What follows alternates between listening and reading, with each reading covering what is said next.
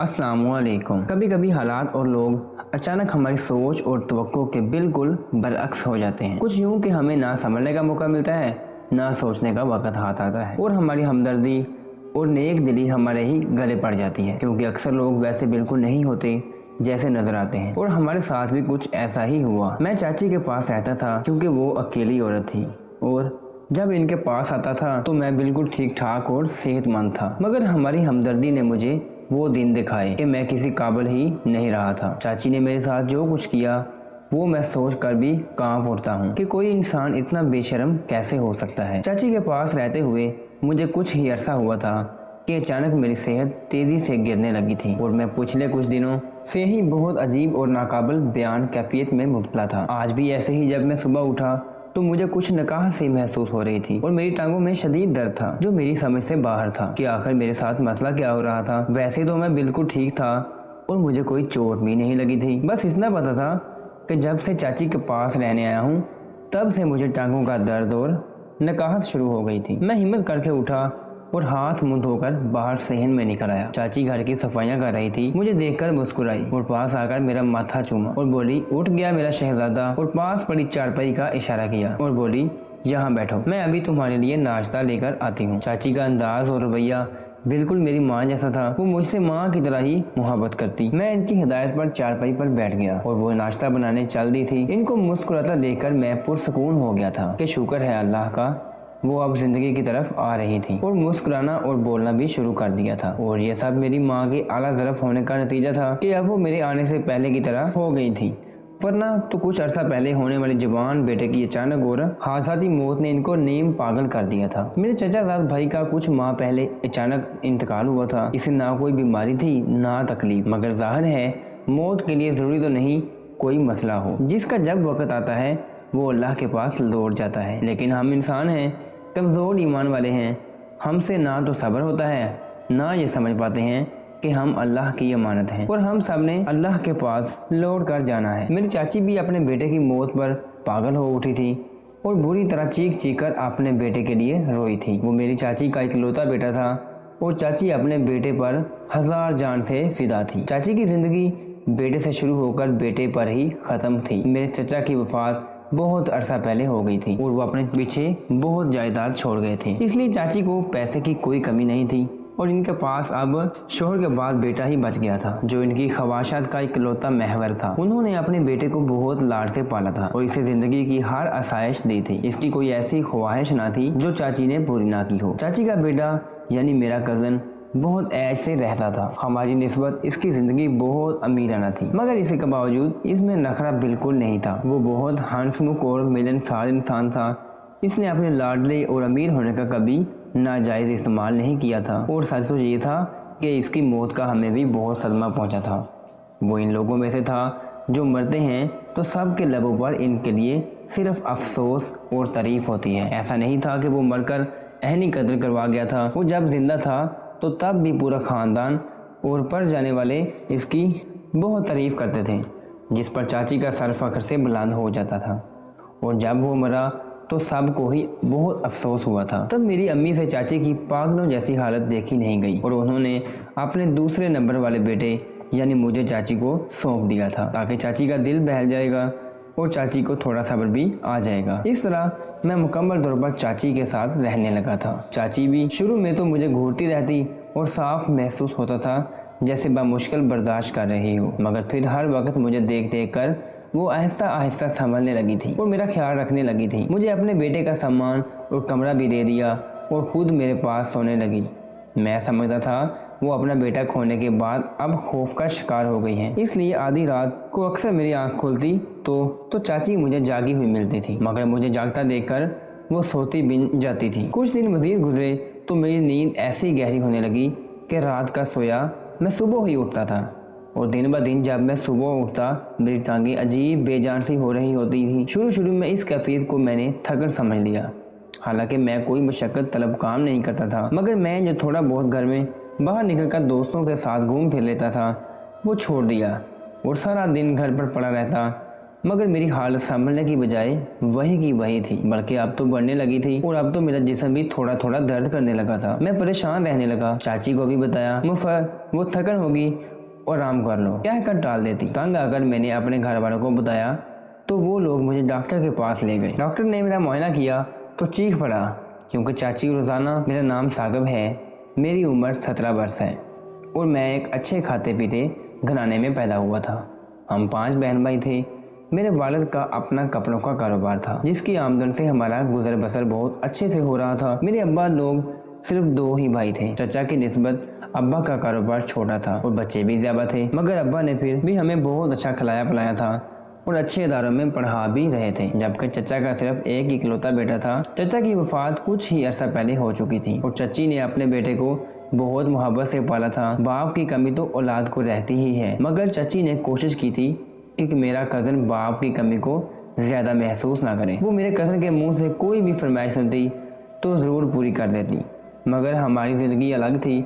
हमारा खाना पीना और पहनना ओढ़ना अच्छा था, लेकिन तालीमी अखराजात और घर के दूसरे अखराजात में अब्बा की कमाई का एक बड़ा हिस्सा लग जाता था और कुछ वो पैसे बचा भी रहे थे ताकि बच्चों की शादियों के वक्त इन्हें आधारों के चक्कर में ना पड़ना पड़े। इसलिए हम बहन भाइयों ने अपनी ख्वाहिशात का दायरा कुछ महदूद रखा था हमेशा। मगर हमारे कज़न की अलग बात थी। चाची का तो बस नहीं चलता था कि पूरी जायदाद अपने बेटे के ऊपर से एक ही बार में वार दें। चाची और मेरी अम्मी में बहुत दोस्ताना ताल्लुक था और इसमें ज़्यादा हाथ मेरी माँ की खुश अखलाकी और हमदर्द फितरत का था, वरना चाची अपनी ज़ात में महदूद रहने वाली इंसान थी। इनकी सारी तवज्जो और सारी नरमी और मोहब्बत सिर्फ अपने बेटे के लिए खास थी, वरना इनसे बात की जाती तब वो जवाब देती थी। हमारा और चाची का घर पहले साथ हुआ करता था, मगर चाचा की वफात के बाद चाची ने अपने बेटे को लेकर एक कदरे महंगे और अच्छे इलाके में जा बसी थी। लेकिन हमारे दरमियान ताल्लुक ख़त्म नहीं हुआ था।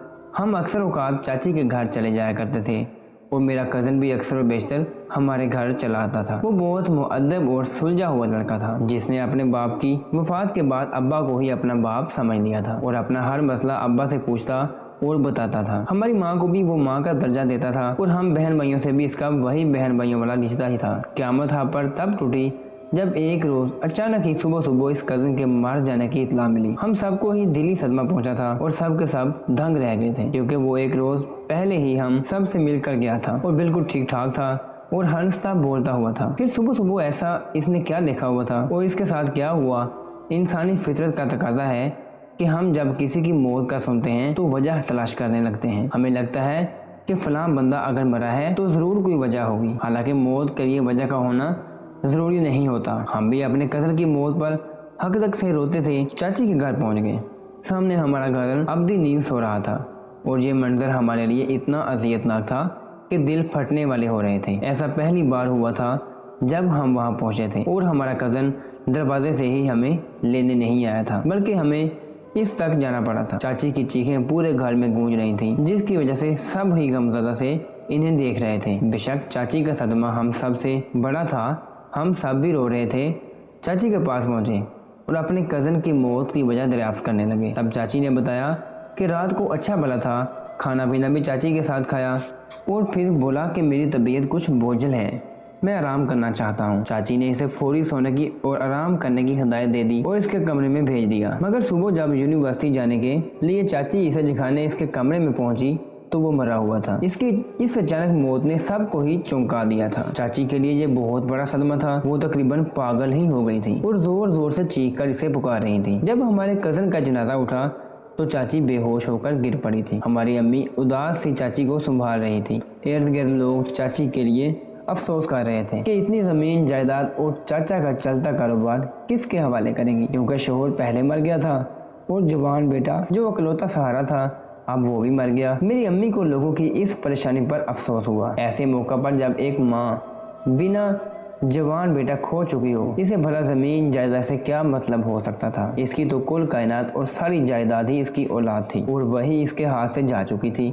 चाची को बहुत देर बाद मुश्किल से होश में लाया गया था, मगर जैसे ही होश में आने के बाद इनके बेटे को दफना देने की बात सुनी तो वो उल्टी सीधी बातें करने लगी। कभी वो कहती थी कि इनके बेटे को जहर देकर मारा गया है और कभी वो चीखने लगती कि इनका बेटा जिंदा था, मगर इसे सब ने मरा हुआ समझकर दफना दिया है। हम जानते थे इनकी कैफियत जवान बेटे की वजह से अचानक मौत की वजह से हो गई है, इसलिए किसी ने इनकी बातों पर ध्यान नहीं दिया था। मगर चाची की हालत दिन ब दिन बिगड़ती जा रही थी। अपने घर में वो अकेली हो गई थी और हर तरफ अकलौते बेटे की यादें और सामान बिखरा हुआ था। ये चीज चाची को अजियत से मार रही थी। कुछ दिन तो अम्मी चाची के पास रुकी नहीं और हम भी कुछ वक्त वहाँ आते जाते रहते थे। चाची बिल्कुल ही गुमसुम सी हो गई थी और बात तक नहीं करती थी। ऐसा लगता था जैसे इसकी जिंदगी भी खत्म हो गई थी। हमारी अम्मी ने जब ये देखा तो परेशान हुई, क्योंकि हम सारी जिंदगी चाची के पास नहीं रह सकते थे। हमारा अपना भी घर था। अम्मी ने चाची को साथ चलने का कहा, मगर वो नहीं मानी। वो इसी घर में रहना चाहती थी क्योंकि वहाँ इनके बेटे की यादें थी। मगर ये चीज इनको मजीद पागल कर देगी और हम भी चाची को अकेला नहीं छोड़ना चाहते थे। तय पाया कि हम में से किसी एक को चाची के पास छोड़ा जाए ताकि वो तन्हा महसूस ना करें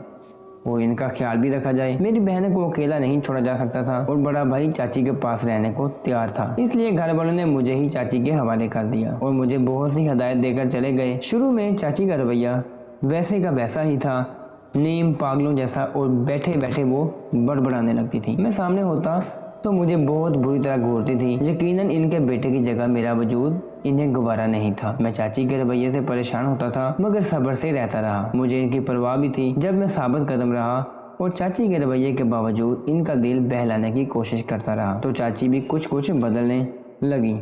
अब मुझे देखकर घूरती नहीं थी बल्कि पुरसोच नजरों से मेरा जायजा लेती रहती थी और मैं देखता तो जल्दी से मुस्कुरा देती थी। मेरे लिए इतना भी काफी था। एक रोज मैं कॉलेज से वापस आया तो कमरे में मेरा सामान नहीं पड़ा था। मैं घबरा गया। मुझे लगा चाची ने मेरा सामान बाहर निकाल दिया है। मैं अभी मायूस सा खड़ा हुआ था कि चाची ऊपर से आ गई। मुझे देखकर बोली कि तुम्हारा सामान मेरे बेटे के कमरे में पड़ा है और रात के वक्त अब से तुम मेरे पास रहोगे। फिर वो मुझे पकड़कर अपने बेटे के कमरे में ले गई और इसका सामान उठा उठा कर मुझे दे रही थी। मैं इस तब्दीली पर हैरान हो रहा था मगर मुझे खुशी भी हो रही थी कि चाची के अंदर गम का गुबार धुल गया है तो अब यकीनन वो जिंदगी की तरफ भी लौट आएंगी। और मेरा गुमान बिल्कुल दुरुस्त निकला था। चाची संभलने लगी थी, मेरे लिए शौक से खाने बनाती और अपने पास रखती थी। मैं भी खुश रहने लगा था। मैं चाहता था चाची बिल्कुल ठीक हो जाए मगर अभी भी रातों को जब मैं जागता तो वो मुझे जागी हुई मिलती थी। मुझे इनकी फिक्र सताती थी, इसलिए मैं जागा सोया रहता था। मगर कुछ दिन बाद मेरी नींद ऐसी गहरी होती चली गई कि मैं रात का सोया सुबह दिन निकलने पर उठता था और चाची के जगाने पर ही उठता था। मैंने इस बात पर ज़्यादा तवज्जो नहीं दी थी क्योंकि मुझे यही लगता था कि दिन भर की मसरूफियत के बाद मैं रातों को अब सुकून की नींद सोने लगा हूँ। लेकिन अच्छी नींद लेने के बाद मेरी सेहत अचानक ही दिनों में गिरने सी लगी थी। मैं निढाल सा महसूस करता था और सुबह उठता तो टांगे बेजान सी हो रही होती थी। मैं इसे अपनी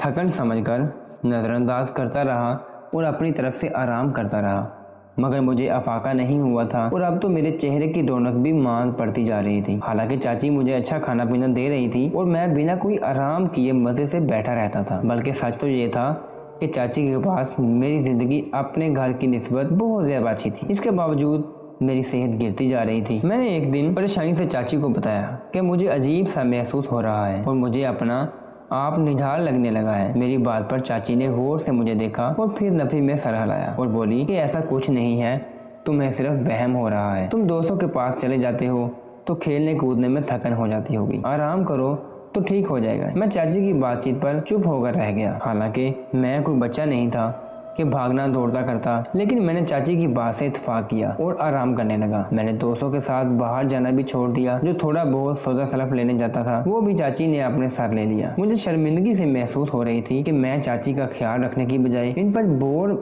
बनता जा रहा हूँ। मैंने खुद सारी जिम्मेदारी लेना चाहता था मगर मैं अब बिल्कुल ही नढाल सा हो रहा था। मेरे लिए अब कॉलेज तक जाना भी मुश्किल हो गया था। मेरे यार दोस्त भी मुझे हैरत से देखने लगे कि मैं ऐसे कमजोर क्यों होता जा रहा हूँ। जब मेरे कॉलेज में टीचर ने भी महसूस करके मुझे डॉक्टर को दिखाने का कहा तो मैं थक सा गया। चाची मेरी बात मानने को तैयार नहीं थी, इसलिए मैं एक एतवार घर वालों से मिलने गया तो इन्हें अपना मसला बताया। वो लोग भी मेरी हालत देखकर घबरा गए थे। मेरे अब्बा फौरी मुझे डॉक्टर के पास ले गए। डॉक्टर ने मेरी हालत सुनी तो चौंक गया। मेरा तफसीली मुआयना किया तो चीख उठा और मुझसे तरह तरह के सवालात करने लगा कि मैं कहाँ रहता हूँ और कौन कौन मेरे साथ रहता है। अब्बा और मैं ऐसे सवालात पर हैरान हुए थे। मैंने डॉक्टर को बताया कि मैं अपनी चाची के पास रहता हूँ और हम दो के अलावा घर में कोई नहीं होता। डॉक्टर ने यह सुनकर तासुफ का इजहार किया और मेरी हालत की जो वजह मेरे बाप को बताई वो मुझे और अब्बा को झटका लग गई थी। अब्बा का चेहरा गुस्से से सुर्ख हो गया था और मैं सख्ता ज़्यादा सा बैठा रह गया था। हम दोनों बाप बेटा सर झुकाए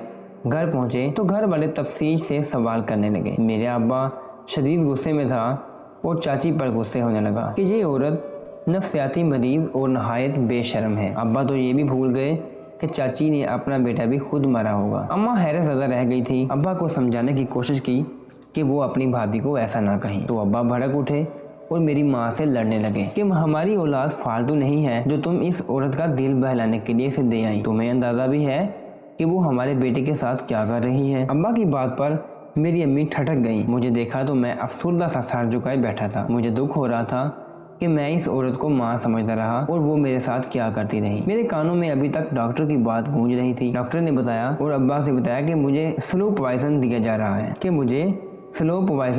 रहा है जिसकी वजह से मेरी ये हालत थी और मैं धीरे धीरे मौत के मुंह में जा रहा था। तब मुझे पता चला कि मैं क्यों अब रातों को गहरी नींद सोने लगा था। चाची का रात को बिला नागा मुझे दूध देना भी इसी सिलसिले की एक कड़ी था। अब्बा ने मेरी अम्मी को बताया तो वो गम से बेहाल हो गई। अगर मैं घर आकर किसी को ना बताता तो यकीनन एक रोज खामोशी से मौत के मुंह में जा सोता। मेरी अम्मी मुझे देख देख कर रो रही थी और माफ़ी मांग रही थी, हालांकि इनका कोई कसूर भी नहीं था। मैं जानता था कि मैं इन पर भारी नहीं था, बल्कि वो वाकई चाची के ख्याल से मुझे वहाँ छोड़ आई थी। मुझे घर में रख लिया गया और अब्बा अम्मी खुद मेरा सामान लेने चाची के घर पहुंच गए। अब्बा ने चाची से लड़ाई की और इन्हें शर्म दिलाई कि वो अपना जवान बेटा इनके हवाले कर गए थे और उन्होंने क्या सिला दिया। इस पर चाची ने जो बात कही वो मेरे माँ बाप को गंग कर गई थी। चाची लड़ते हुए रो रही थी और बोली कि तुम लोगों ने मेरी परवाह में नहीं बल्कि मेरी दौलत के लालच में अपना बेटा मुझे सौंपा था। तुम लोगों ने मेरे बेटे को भी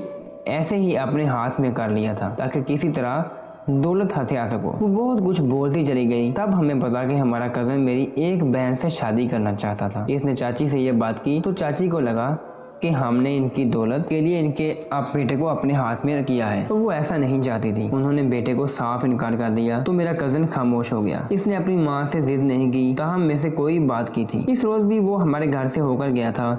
जब माँ के साथ खाना खाने के बाद वो चुप सा बैठा था और बोला कि तबीयत नहीं ठीक। वो आराम करने चला गया और सुबह मरा हुआ मिला। ये सरासर तिबी मौत थी, मगर मेरी चाची को यकीन था कि हमने रिश्ता ना होने पर मजबूरन इनके बेटे को मार दिया है। और जब मेरी माँ ने मुझे इनके हवाले किया कि आज से ये तुम्हारा बेटा है तो चाची को यकीन हो गया कि वो वाकई हम दौलत हथियाना चाहते हैं, तभी इनके घर में दाखिल हो रहे हैं। वो पहले तो जब्त किए रहे मगर फिर सोचा कि अगर हम लोग इनका बेटा मार सकते हैं तो वो भी हमारे घर का जवान लड़का मार देंगी, ताकि मेरे वालिदैन को एहसास हो कि जवान बेटे की मौत कितनी अजियत है। इसलिए वो मुझे जहर दे रही थी, ऐसा जहर जो मुझे आहिस्ता आहिस्ता मौत के मुंह में ले जा रहा था। मेरे माँ बाप चाची के दिमाग की खराफा सुनकर सर पकड़ बैठे थे। चाची शुरू से ही मनफी जहनियत की मालिक थी और अब हमें अंदाजा हुआ था कि चाचा की मौत के बाद वो क्यों बेटे को लेकर हमसे दूर चली गई थी। मेरे अब्बा ने गुस्से से चाची को कहा कि हमें दौलत का लालच नहीं है, जो मेरा वो सिर्फ इनका बेटा नहीं था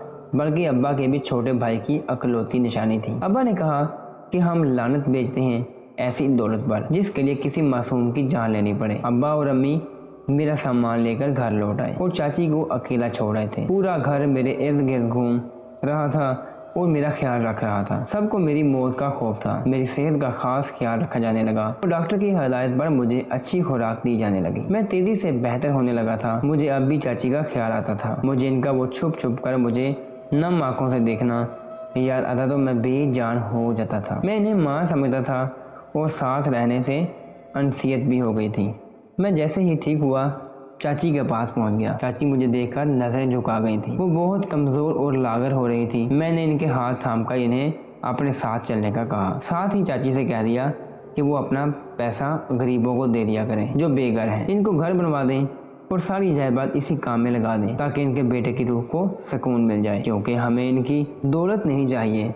मेरी बात पर चाची रो पड़ी और मुझसे माफ़ी मांगने लगी। अब इन्हें अपने किए पर पछतावा था। मैंने मां समझकर चाची को माफ़ कर दिया, मगर इनकी ज़िद पर भी इनकी दौलत का एक भी रुपया दोबारा नहीं लिया था। अगर आपको हमारी वीडियो अच्छी लगी हो तो आपने इसको लाइक करना है और दूसरों को शेयर भी करना है। और अगर आपने हमारा चैनल अभी तक सब्सक्राइब नहीं किया तो आपने इसको सब्सक्राइब करना है और बेल आइकन को दबा देना है। अल्लाह हाफिज़।